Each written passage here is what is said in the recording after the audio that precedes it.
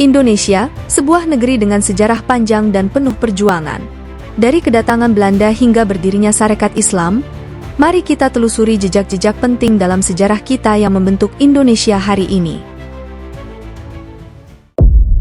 1816, kedatangan Belanda. Kedatangan Belanda di Indonesia dimulai pada awal abad ke-17.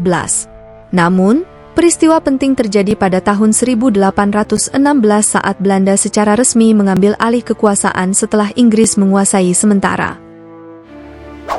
Setelah kekalahan Napoleon dan kembalinya monarki Belanda, Perjanjian London 1814 menyerahkan kembali wilayah jajahan Indonesia dari Inggris ke Belanda. Tahun 1816 menandai era baru pemerintahan kolonial. Belanda memulai eksploitasi besar-besaran terhadap sumber daya alam dan tenaga kerja Indonesia. Sistem tanam paksa yang diperkenalkan memaksa petani menanam tanaman ekspor seperti kopi dan gula.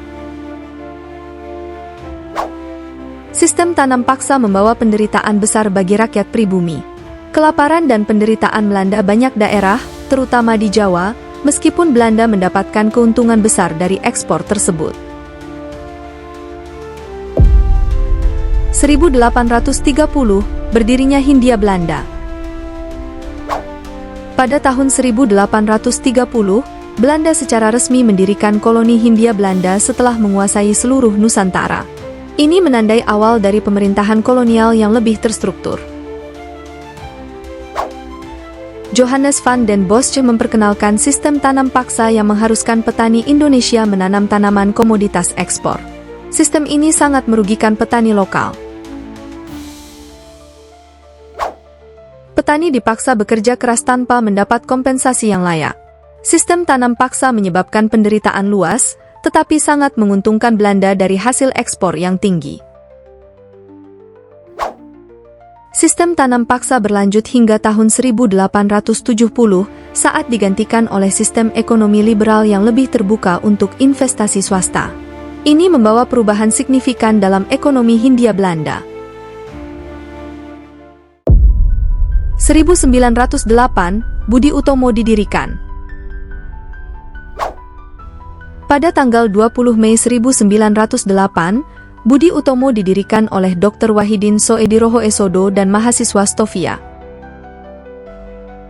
Organisasi ini menjadi tonggak penting dalam sejarah pergerakan nasional Indonesia. Budi Utomo fokus pada pendidikan dan kebudayaan, dengan tujuan meningkatkan kesejahteraan rakyat melalui pendidikan. Ini adalah langkah awal dalam perjuangan kolektif rakyat pribumi.